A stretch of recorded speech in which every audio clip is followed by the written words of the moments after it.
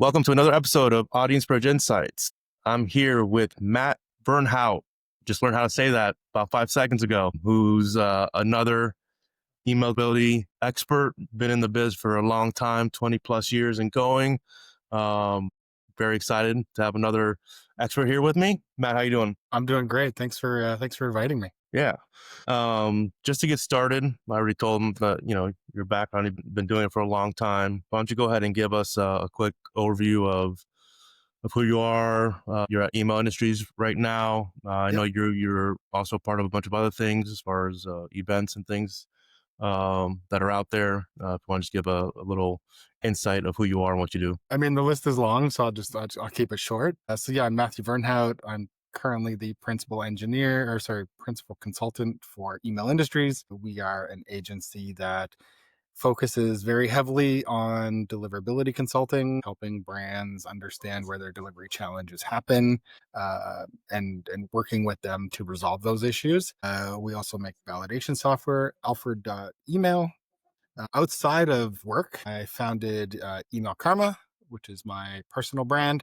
I have a website. It's been going 18 years now, I think I've been writing. I also founded the Canadian Email Summit, and I sit on a number of different advisory boards from the Coalition Against Unsolicited Commercial Email, the BIMI Working Group, also known as the Authenticators Working Group. Most recently, I joined the RISE InfoSec security group, and I've been involved heavily in the MOG, the Mobile Messaging Malware Anti-Abuse Working Group, for close to 2 decades. So I'm sure there's a few other things I'm missing along the way. So basically, he knows his stuff. All right. Anything that comes to policies, anything like that, he's your man. With that being said, what's the most common misconception you hear that newsletter operators have about deliverability? I mean, the list is long, but I think a lot of it really comes down to data. Data is the number one thing I think that I spend time working with clients on fixing. Subscriptions are only good for so long. Activity and engagement's important. So proper data collection, proper data management and maintenance is huge. And then, proper data cleanup after you're done with it, if you will. Not to get too preachy, but we've seen, data breach every other day, it seems like. So if you don't keep it because you're not using it, you can't lose it. Data is probably the biggest misconception of that. Cool. This is one that I've been getting asked about a lot lately. More and more emails now are showing up in the Gmail mainly, but in the promotions updates tab, people are like, it's still part of the inbox. People don't necessarily understand that.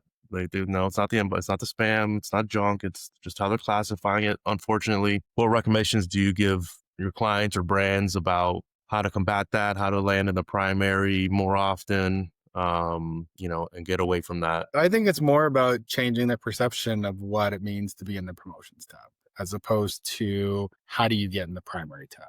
I spend very little time working with customers on how to get to the primary tab. It's really explaining to them, it's still the inbox. Consumers read mail in the promotions tab. They go there and they look for it during a downtime, right? They're saving their primary tab for those high value communications between individuals, as opposed to, my God, the latest offer from technologynetwork.com or whatever it happens to be, right? So I think it's a bit of education and sort of changing the perception of people, but also the understanding of not everyone has tabs turned on. No. Not everyone, sort of has them functional. If you use, maybe prior to iOS 26, for example, Apple Mail didn't have the idea of tabs. It didn't have the idea of any type of sorting. And it's probably the number one mail client that most people use on mobile. So there are perceptions that people I feel it's education almost to say, you're in the inbox, your open rates, your click rates, your engagement rates, they're not changing. So it's not hurting you. And what I've actually seen is if you do get your marketing mail into the or the primary tab, more spam complaints, people are more likely to report it as spam because they don't want it there anymore. Consumers have learned the promotion should be in the promotions tab.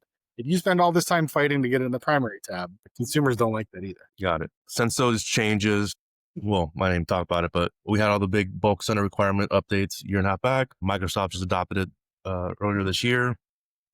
Are you seeing any changes or what's getting weighted heavier versus authentication, engagement, and then content filters, content in the email? Yeah, they're all still super important. But if you think about them in order of the conversation that email sort of has between networks, authentication is going to be the first thing they're going to look at, right?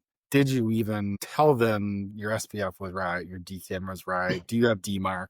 If you don't have those things, mailbox providers, and Google specifically has come out even recently with, we're going to get more picky about authentication and start Yep. returning soft bounces and hard bounce codes for poorly authenticated mail. So they're basically, I'm not even going to waste resources scanning it or looking at it or spam filtering it if you can't get authentication right, which is the way it should be. Like, they're going to offload some of that stuff by immediately saying, it's not authenticated, I don't want it.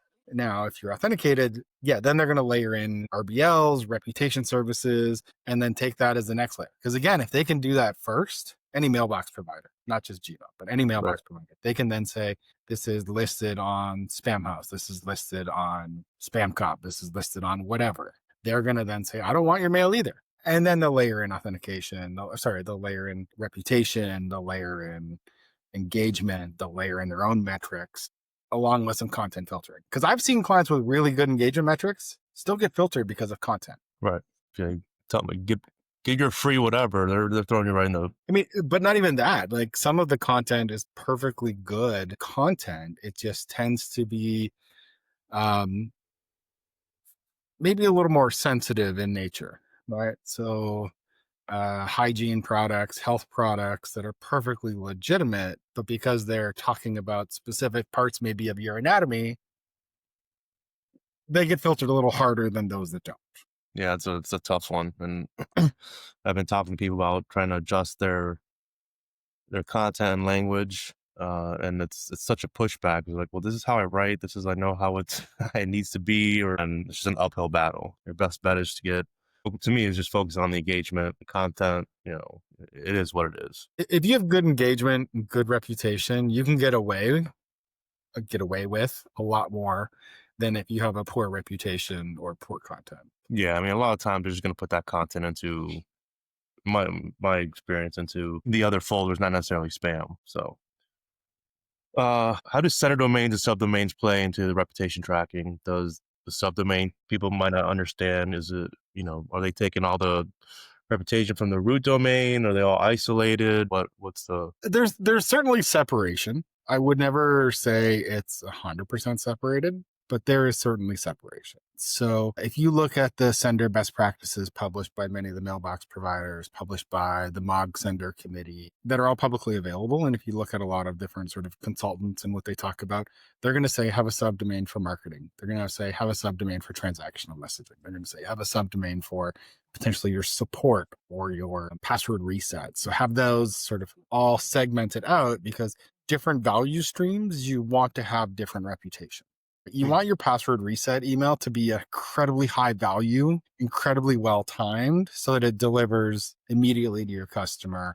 So having it on its own subdomain makes sense. Anything that's sort of account related, if you will. Transactional mail, again, is high value for a lot of people. They want their shipping notices, they want their e-receipts, they want that type of information. And they're generally triggered based on a user action. So again, super high value. And then your marketing mail, and depending on the type of marketing you're doing, the value of that might fluctuate in your consumer's point of view. And obviously your corporate mail, you want to stand alone. But to think that they all operate independently would be misleading as well. There is certainly a reputation that is shared, but each domain's reputation on its own, as an element, if you will, is weighted independently. But if you have one brand that's doing really bad things, or one subdomain, it will impact the others. And then how do they layer in the IP infrastructure for each of those domains? Yeah, I think, we've started to see a transition from IP reputation a bit. It's not gone. And I don't know if we'll ever be gone. Domain reputation is becoming a lot more important from what we've been seeing. And I think that's a good thing for a lot of senders, especially senders with good reputation. Because if you move networks, your reputation on a domain level can move with you. But if you're on an IP and you move networks, you can't typically take that IP with you. So you're starting from scratch every time. Yeah. So there's a consistency that can get applied to a domain regardless of source IP, which has both pros and cons for a lot of senders. Do you see, or is there any time where a sender is accidentally cross-contaminating between the domains or subdomains. They're trying to split their channels up, but there's some that people always seem to forget or mess up on. Examples, things I can think of. Not sure if this perfectly ties into it, but like people that are sending Zoom invites and probably from a domain, and they don't tell the person who's helping with deliverability that, oh yeah, I send 10,000 invite requests to webinars all the time, and it's affecting, you didn't even know that even existed. Yeah, I mean, I think from the point of view of the larger your company, the more moving pieces there are, and there may be less things that you see from a visibility point of view. What we look at when we're consulting with customers, we try to look specifically at the subdomain or whatever they've come to us for help with. So I'm having challenges with my ESP on this platform, this domain, this IP. But one of the other pieces we always want to do is take that step back and then also look and say, what else is happening in your network that could be influencing your reputation, right? Like we were just saying, your domains typically are segregated for reputation, but because they're all part of the same domain, they're all tied together. So you could, like you were saying, you could do something really bad over here and annoy a lot of people, and it could impact the rest of your brand. So we always try to look holistically at everything and work with our customers and clients to track down those pieces that are maybe not authenticated at all, or they were unaware of that another team was sending that could be, outside of their normal band. Maybe they're not honoring unsubscribes. Maybe they're not including list unsubscribe in those messages, or any type of unsubscribe potentially in some of those messages. So there is carryover. So we try to look holistically and then solve all those little pieces to say, well, what's this over here doing? I'm like, well, that's not what we're talking about. I'm like, but that's the piece that might be breaking your reputation or Right. your issue, right? So that, deliverability isn't a single channel problem. Sometimes you do Right. need to step back and look holistically and say, what is this random piece over here? Can we identify who's using it? And how is it impacting our reputation, positively or negatively? Right. Yeah. I mean, especially in the last few years, I've come across this probably 1,000 times, especially with the increase and mainstreamness of cold email outreach for business and just blasting away, especially for like sales, where I had some newsletter operators, successful newsletter, great quality, good content, great engagement. When they started sending out advertising, a cold email to try to get advertisers sponsor and stuff on the same domain as their newsletter, and just shot their reputation and deliverability tanked. 100%. And I mean, there's even silos within businesses where the sales team is doing something that the marketing team isn't aware of, Right. Had no idea. and it could be impacting them. And that's why we always try to take that step back to say, like, what are you doing holistically in your network Right. that could be impacting you? Cool. So we're talking about, that was good segue to the kind of the B2B part, but there's a lot of these, especially because of this cold email freaking boom, or whatever you want to call it. I think it's kind of going on its way down because they're getting smarter about it. ISPs are kind of getting smarter about it. All these like warm up services that are out there to help you warm up your IP, warm up your domain, they're sending it. I see it a lot and obviously B2B cold email space, people using it to help get that first layer of reputation. But then I've been starting to hear and see bigger newsletter provider, operators trying to do it to warm up new stuff on a more of a bulk sending strategy versus the cold email. Still considered kind of one-to-one when they're doing it. What are your thoughts on the whole warm up service? Is there a value to it? Is it just a gimmick? I'm somewhat conflicted. There's maybe a little bit of a time and place. It's not any.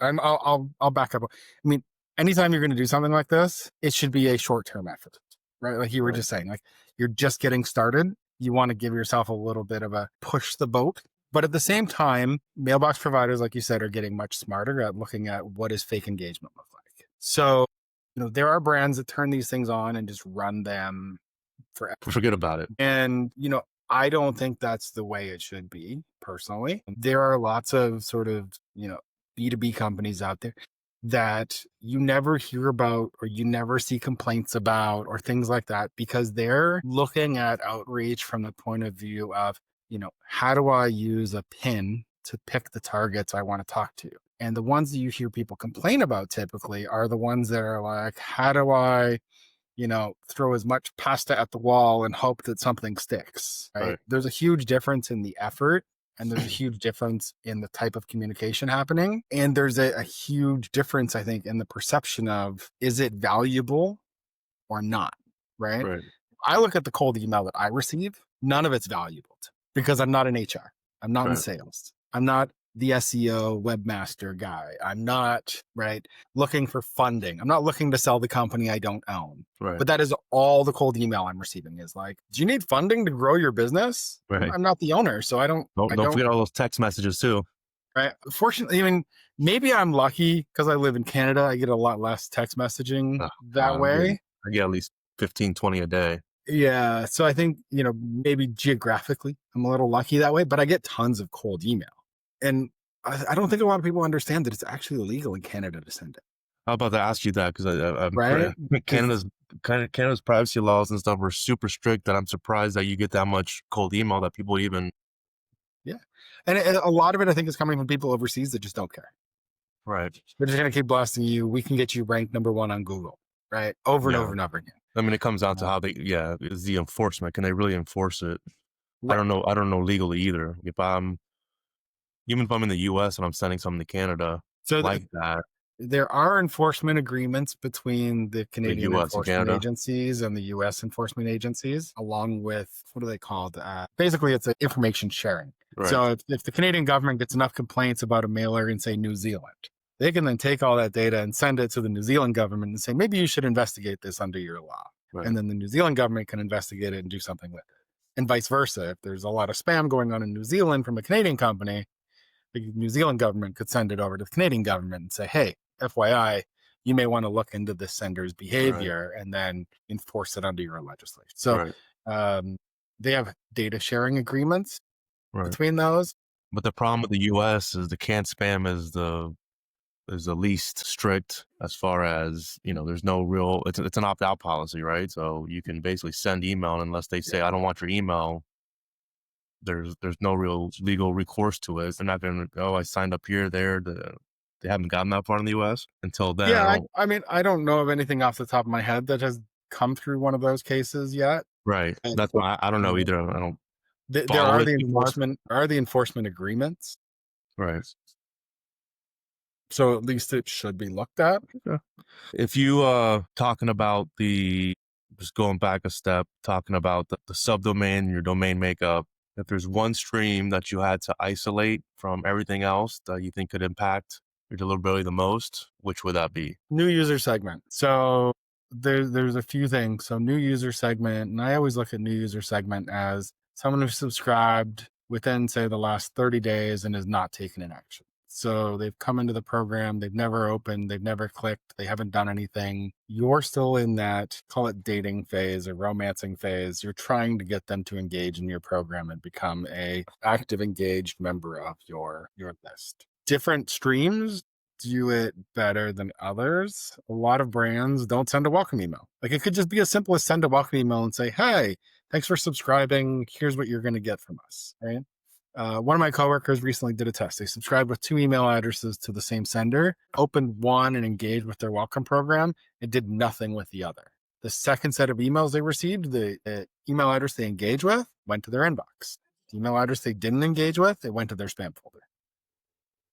So mailbox providers are looking at it to say, did you engage with this ever? And if so, making adjustments. And that's where I think having that welcome program, welcome series, confirmation of subscription, something that gives a subscriber an opportunity. And I've talked with lots of other consultants about this in regards to, if you have a 30-day welcome program and someone hasn't clicked or opened in 30 days, do you want to continue mailing them? No. That's even too long. Lots of brands just put them in the marketing program and off they go for 2 years or 3 years or however long they mail them. 30 days is like, if they're sending every day, 30 days too long. Sure.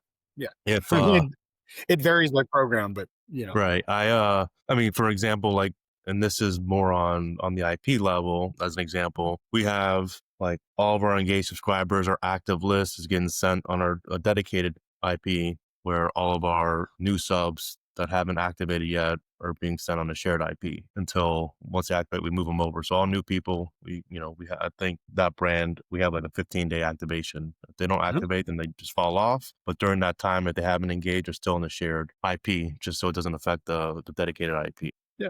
And that's where I think new user segment's an important one for people to pay attention to, right? If people aren't engaging with your brand, your most active subscribers should be your most recent purchasers and most recent subscribers. And if they're not, you're not talking to them right. What are your thoughts about the, inbox monitoring? What's the best way that you have found to monitor inboxes for yourself or clients in general? There's a lot of obviously monitoring software out there, tons of different tools, majority of them, all of them to a certain extent, but they're using seed email addresses that they have, that they're making you use to send out. And that's how they're tracking this stuff. Some are a little more advanced where they're, doing some engagement stuff out of, still bot activity. So I don't know how strong that's going to be, but they try to mimic behavior. There's some one of probably the original primary e-data source seems to have a bigger network of, they call them a panel of real consumers. I don't know if that's true or not. I don't know what the heck that means or if that's even possible. People sign up for you to allow to check their emails at the large scale. I don't know. But what is your whole thought on inbox monitoring, these tools that are out there? Does it give you a good insight? Is it more, just a guess? I'm totally biased, if you will, because I used to work on a product that was built to do exactly this. There is something innate about that product. I think part of it is seed testing to a degree is which way is the wind blowing today, right? It's giving you a baseline. It's giving you an understanding of how seeds or how recipients could receive your mail. The caveat to all of that is your mailbox at Gmail compared to my mailbox at Gmail is trained based on the content you receive versus the content I receive, and then how we each engage with that. So if you're reporting something as spam and I'm clicking and opening that same message every week, chances are for you, it'll go to the spam folder, and for me, it'll go to the inbox. Seed tests are going to find that happy medium almost of what if the consumer's never really done anything with their mailbox from the day it was open, other than log in, check email. So there's a directional information that as a consultant is helpful, because I don't need to then have a delivery, like an email address at every mailbox provider under the sun. I can use a tool to give me an approximation, show me some headers, show me some data, things that I can look at that will actually help me narrow in and find that piece of what is potentially causing your problem. So from my point of view, they're great for that. But, do I believe they're 100% accurate? No, I don't believe any of them are 100% accurate. Right. Where I like to look for that kind of stuff is your engagement metrics. I guess what the opens and clicks and all of those types of things are. like the way that a lot of them are kind of pitching and pushing them is like to be used as a precursor to an actual send. Mhm. Like test your mail here first before you send it to the the main part of your group and see if it's more going to spam and try to adjust your stuff and then send it. To me seems like it's you're basing your thought or what you think is going to happen based on the software that's telling you, but then you're making a small tweak to it and you're sending to the same people or not. I'm not sure exactly. And how is that really going to affect the performance? Yeah. I like them as a heartbeat as well.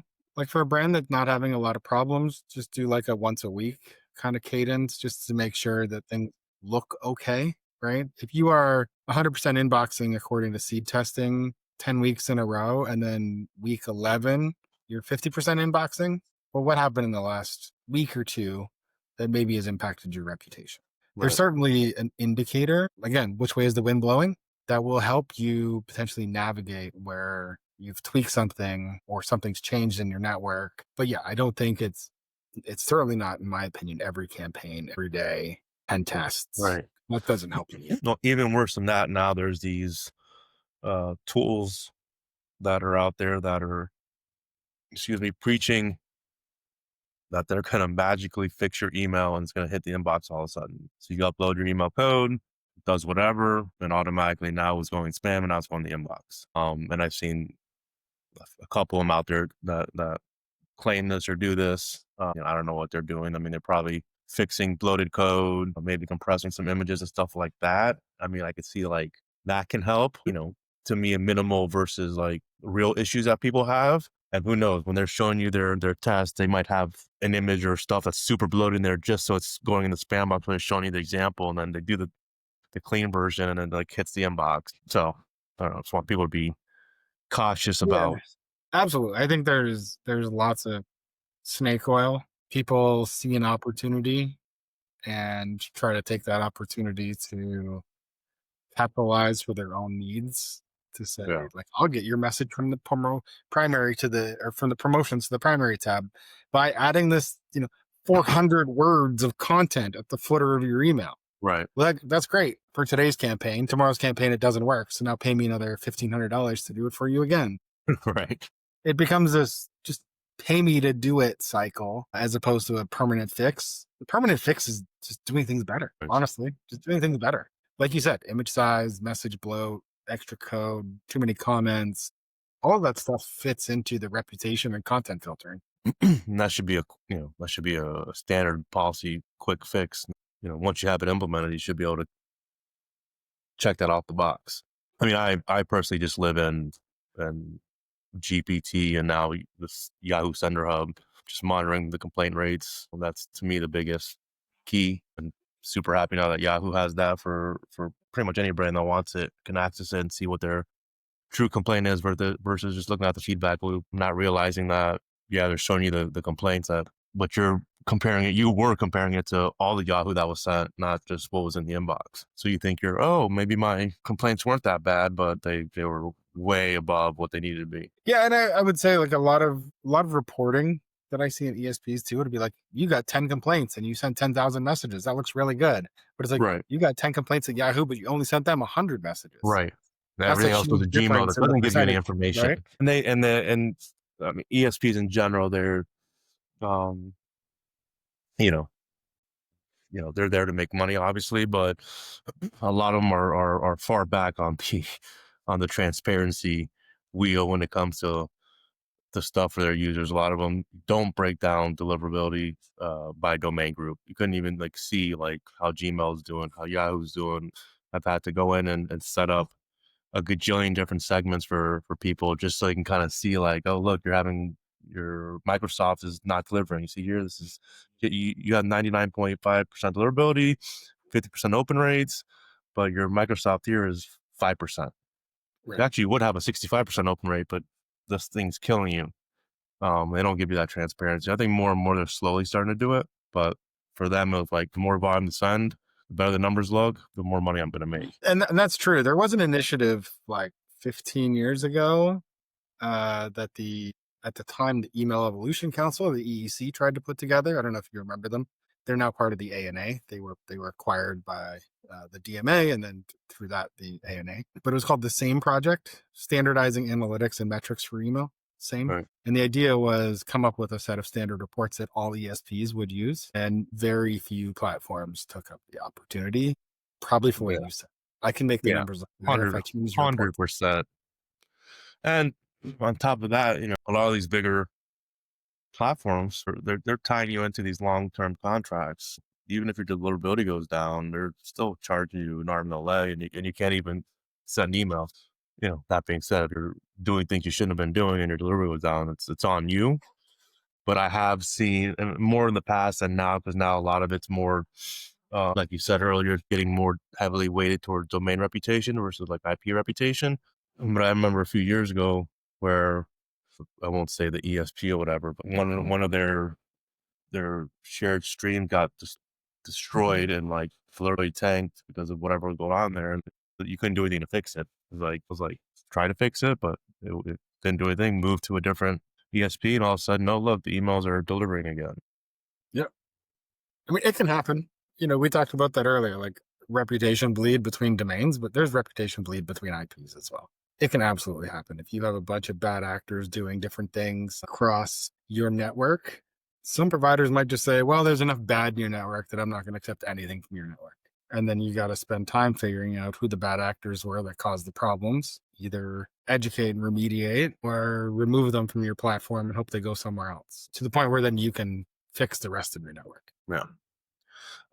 This next stuff is going to be good because you got a lot of good insights from the protocol side, all the organizations you're part of and groups you're involved in. Are there any shifts that you see coming in the next 12 to 18 months that most senders aren't preparing for? Yeah, I don't know if I necessarily have the exact timeline, but things that are on the horizon, at least, the DKIM2 or whatever we're going to start calling it, currently named DKIM2. And that will have a lot of impact on things like DMARC, a lot of things around, it might make SPF something we don't need anymore, right? But there's a lot of infrastructure that has to go behind that. There's DMARCbis, which is basically DMARC version 2, additional reporting, additional things like that will come out of that. I think we'll continue to see development on tools that help with like the Sender Hub. Sender Hub is brand new, it just released. But if you think back, like the original, all of this was SNDS. Right? Microsoft was first. They came out with SNDS. It kind of tells you about your IPs and what they think of you. But then Google came out with Postmaster tools, and then now Yahoo's come out. Are we going to see this for other providers? Maybe. Are we going to see other opportunities for them to provide feedback to senders? Also, maybe there'll be some expansion. Are there going to be other providers, or are they all going to be, I be don't merged necessarily know, but into the Comcast is on the way to Yahoo too now, right? So we've seen AT&T migrate to Yahoo. Verizon migrated to Yahoo at some point. Comcast is migrating to Yahoo. But we've seen other mailbox providers internationally that are starting to now follow suit around DMARC requirements, authentication requirements, spam complaint metrics, right? So while Google and Yahoo seem to be pushing the envelope, you're seeing the other providers also benefit and fall in line and say, yeah, we agree these are good policies. We want to implement them too. So that's all coming. Right. I think as brands move forward, it's beneficial because then you're not jumping hurdles that are different sizes. You're going to start to see a consistency of, if you behave this way everywhere, you should have better performance, or at least more consistent performance, hopefully. And where do you see BIMI playing in any of this, or BIMI kind of just like the stepchild that will be left behind in the process? No, I mean, as the communications chair for the BIMI group, again, I think I'm a bit biased on some of this, but BIMI exists, and the way that the spec has been thought about, it could exist in a lot more places than just email. It could exist in search. It could exist in social. It could exist anywhere there's a domain name tied to a brand. It just currently is being developed for email because our efforts as a collective organization have been, how do we get people to adopt authentication? And BIMI was the carrot. And then we tried that for a bit. And then Google and Yahoo said, well, now maybe we need a little stick to get people moving along. And so we had the carrot and the stick, and, people are still adopting it. People are still, implementing it. But I think, again, in the future, I can't say how soon because I don't have an actual idea, but in the next year or two, we could see BIMI expand into search. We could see it expand into social. We could see it expand into other places where it makes sense to have a verified logo. Yeah. No, I mean, I never even thought about it outside of email, but it makes total sense. I mean, I've always liked it outside of, even the, outside of the trademark, which kind of been the biggest hurdle for it, I think, adoption wise. But we've now implemented common mark certificate, which you don't necessarily have to have a trademark for. You just have to have proof that you has that been adopted by Yahoo or Microsoft? Or I think Gmail was. So Microsoft has no current involvement in anything BIMI related. Yahoo doesn't require cert at all. They just require a reputation to be good. But Google has adopted it. I believe Fastmail has adopted it. Other mailbox providers are currently looking at it, but really the push has come from Google to implement CMC. And it's just to me, I've always liked it because it's the way it was set up. It's outside the trademark is a whole another thing. I mean, it's another layer, but to me, it was like you're actually identifying the business, the entity who's setting the emails through the verification process. So to me, it's like that's good email to get sent out from whatever the business is in general, versus someone could just spin up a new setting domain and do whatever the next day or whatever, and just keep on spinning these things up. That it would be a great security protocol in place of email. Like, hey, if you're not a real entity, you shouldn't be able to send bulk email. It's that simple. But I mean, we're getting there with if you're not authenticating, you can't send email. We're almost there, I think, right? Right. No auth, no entry 10 years ago was a pipe dream, but now it's actually looking more realistic. Yeah. But I guess, I don't know what DKIM2 it gets into it, but like, what's to prevent anyone from getting like authentication outside of the current setup if they're not a real business? Yeah. So with DKIM2, I mean, high level, I sign the message and I send it. The intermediary that receives it signs the message and then passes it on. And then the next intermediary, if there is one, signs the message and passes it along. So what happens is you get this received chain that you can then work back and verify through basically DKIM signatures. It's almost like they've taken ARC and added another layer to it. So there's a verifiable chain through encrypted tokens to say, here's where it started, here's where it ends. Whereas before we saw some DKIM replay issues, and if things weren't configured properly, your brand could be spoofed even with DKIM. So DKIM is that next evolution of here's all the things that we didn't do right the first time, and now we're trying to add them in to the next version and make it that much more secure. Got it. And now, since AI is the big thing of the future of the world today, tomorrow, how is that going to affect email deliverability? I mean, I think we're already seeing it. So filters respond faster. Like mailbox providers are using LLMs to build better filters, build more efficient filters so they can adapt faster. And I think from the sending side, you're seeing senders that are building more complex emails, maybe even in a better way with less formatting errors or less issues from that point of view to generate content. And I really think it comes down to, like you said, it's here, it's going to stick around, it's not going away. Learn to use it, learn to adapt, streamline your process. And I think that's what we're going to see on both sides of the fence. Mailbox providers are going to do the same thing. They're going to use AI to determine, is this a promotion? Is this a update? Is this a primary type message? Yeah. I mean, so all of those things are going to start to apply to AI. This one's probably a little late to the party, but with the holiday season and Black Friday coming around the corner, and obviously, the volume of emails shooting through the roof, the fight for inbox space and all this stuff, what's the best advice you would give an email marketer, publisher, whatever, how to handle that whole environment right now? Let me think. Let's see if I can give you a short list. If you plan on significantly increasing your volume, start warming up now. Don't just go from 10,000 messages to 1 million messages. No mailbox provider is going to like that. Build some guardrails. I feel like every year we hear the horror story of one big brand somehow landing on the spam house list because they've implemented bad data practices or didn't hygiene data on the way in properly. Make sure, use the next 2 weeks from the point of time we're recording this, but use the next few weeks to confirm all your authentication is correct, all your lists are cleaned and hygiened, your consent process has been updated and is clear, and that you're not going to basically blow out your volume, right? I can't tell you how many brands I've worked with over the years that Black Friday comes up and then in January, we're doing nothing but reputation repair. Right. Because they just blow it up for the entire month of December. Yeah, that's good advice. And what would you tell smaller size mailers, if there's one thing they could do day one to help protect their center reputation moving forward, what would that be? Authenticate your mail. Do it right. Authenticate your mail. Doesn't matter the size of mailer you are. I have a single user domain that gets spoofed all the time. Authenticate your mail. Do it properly. T=none is nice, but it's not the end state. It should never be. And talk to your ESP. If you are using an ESP, they're going to have a support forum. They're going to have a support person. You may have an account manager.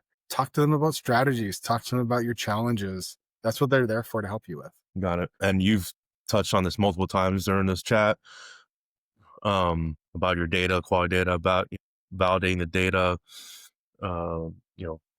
rechecking it, revalidating it. So what's I guess, how often should people be validating, revalidating, or pruning their data? There's no one size fits all answer. I would say anything that you're uploading should get a validation pass. So either at the point of collection, you're validating them one at a time, real time almost, or if you do batch uploads on a weekly basis, if you're a small business that doesn't integrate directly with your email Right. platform, do it before you do an upload. But when it comes to sort of that maintenance and hygiene of data, I like to look at probably 5 or 6 different segments regularly. So I already talked about new user segment, and there's your engaged active segment, which is usually somewhere between 60 and 90 days, depending on the brand. Then you have your moderately engaged, which is going to be your 90 to 120 day or 90 to 180 day group, which means they've engaged with you somewhat recently, but not regularly. Right. You're going to have your unengaged group, which is going to be that group, 180 plus, call it. And then you might have your winback group. And that's that group that just hasn't engaged in 365 days or whatever your outer boundary is. And so if you're going to start doing a re-engagement campaign, hygiene those addresses, especially if you've been suppressing them hygiene them before you start. There are certain times. I don't think you have to redo your whole list every month or anything like that. I hear customers sometimes like, well, we hygiene the validation service once a month. Like, that's almost too frequently. You have a good bounce processor. You don't need to do it that often. Right. Do it on those problem segments. Your old segment, your unengaged segment, and your brand new segment. That piece in between of your active engaged groups, however you define them, your bounce processor should be hygiene. And when you talk about your re-engagement segment, like the non-actives that were active at some point, what's your best strategy as far as trying to reactivate them? Because I know a lot of times people just grab a chunk that they haven't sent to in a while, just add them into one big blast. That usually is one big not the blast best. is never one big blast is never solution. if you want delivery problems, do that and then call me, I'll help you fix it. Right. The way I like to think about that is if you can automate it, right? So if you've never automated it, you're going to have these huge chunks or these sort of quarterly groups that have to go out. But if you can automate it, that when someone reaches, 180 days with no clicks and no opens, they fall out of your regular stream and they fall into a winback stream. Then you're doing it handfuls of addresses at a time, Right. as opposed to buckets of addresses at a time. But normally I would say never mix in more than 10% per day. So if you have good quality traffic that you're sending and you want to do a win back, never more than 10% of your good volume a day. And I think that is a good balance, and it's proven to be helpful for customers. But the other thing I will caution, most win back programs, you're going to see 2 to 5% of those people come back, maybe. Right. So it's a lot of effort sometimes for little reward.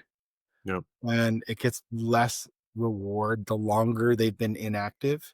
And that's where I think those automations really play a big difference in regards, dripping them out a few at a time. You never have to worry about volume limits. You never have to worry about, is it too many people? It's just handfuls of addresses drip out every day to say, are you still interested? But I also think people need to look at what engagement actually means. Yeah. Did they sign into your website? Have they purchased from you? It's not just, did they click and open your email? Have they been on your social app? Have they, or in your app, on your social media? Are they engaging with your brands, and can you track them across platform? And, as much as the 360 view of your customer has been this term, I feel like it's been used to death over the years, there's something there to say omni-channel. Right. It's just not, did they click on an email in the last 180 days? It's, did they engage with your brand by visiting your website, buying something? Because, there are lots of people that receive an email, they read the subject line and say, oh yeah, I should just go to the website. They don't click on the link. They just go to the website, or they go in store and make a purchase because it was something that triggered them, reminded them like, oh yeah, I was looking for that product. I got the back in stock notification. Well, now I'm just going to go to the store on the way home because it's in stock. Right. I don't need to click the email to do it, but I've engaged with your brand. Yeah, that's good insight. I mean, what we've been doing as well is, it's automated. So when they fall off our active segment, we just put them in a holding pool, and we let them sit for, it's usually 30 or 60 days where we don't send them anything, give them time to rest. and see what happens. And then we send them through a 1 month automation series. It's like I think day 1, day 3, day 7, and maybe like 14, 30. So I think it's like 5 emails spread across a month. But just in case someone's on vacation, they're not there, whatever happens, you kind of hit them different points. And then if they don't reactivate at that point, we just throw them in a dormant file. Don't send to them anymore. And then what we've been testing now, what we do is we get activation signals from different networks and partners of, some people get open activity, some get click activity, anonymous signals coming in. And if we see that anonymous activity matches one of our emails, then we're like, okay, well, let's still real email someone. Then we'll try to send them some type of reactivation at that time. And we've been finding good success on that, getting up to like a 15%, 15 to 20% reactivation off of those. I mean, off of the matches. So you might have 1 million people and you're only matching 15% of them, and then you're getting 15% of that to reactivate, but you're not sending out the whole 1 million to try to find that 15%, Yeah, and that's what I'm saying. Like, that's your automation, right? The other thing I like with brands is that declining frequency. So if you think about like the 5 or 6 segments I talked about, right? The first 2 segments, new and active, get your regular cadence. Less active, get a weekly instead of a daily. Even less active gets a monthly instead of a weekly. And at some point, you're just like, I'm not going to send you any more email. I'm going to drop you into that retention program. And then if you go through the entire program and don't engage, then I just drop you completely. But at any given time, you can put people back at the top of the funnel if they engage. Yeah. Well, cool. Matt, appreciate your time here. If you want, where can people connect with you? Pretty much on all social networks. You can find me as Email Karma. And you can find me emailkarma.net. That's my website. Or if you're looking for me on LinkedIn, just drop a note. Tell me where you heard the name and why you want to connect. Nice. And obviously you could drop a note to Email Industries, and we're around. And my Are you going team to get any events coming up? I mean, Inbox Expo's coming again next year. So Inbox Expo, yeah. I didn't know if you wanted me to drop that, but Inbox Expo is coming up. So we have an open call for presenters right now. Early bird tickets are now available as well for Inbox Expo. And shortly behind that, I'm going to be starting all of the same sort of similar recruitment process for the Canadian Email Summit. So that's scheduled to be in September of 2026. That one you guys just had that not too long ago, right? We did. We just had it in September. We're going to have it again at the exact same location. And I'm really looking forward to it again. Awesome. All right, Matt, appreciate it. Look forward to chat again. Take care. Talk soon. Chris, as always, great chatting with you. Thank you very much for inviting me. Yep. Take care. Hey, I hope you enjoyed that episode of Audience Bridge Insights. If you did, go ahead and do me a solid. Click the subscribe button right around here. You can also subscribe to the newsletter. I have a link down in the description below. Now, we have a lot of amazing guests lined up, but until then, keep sending smart.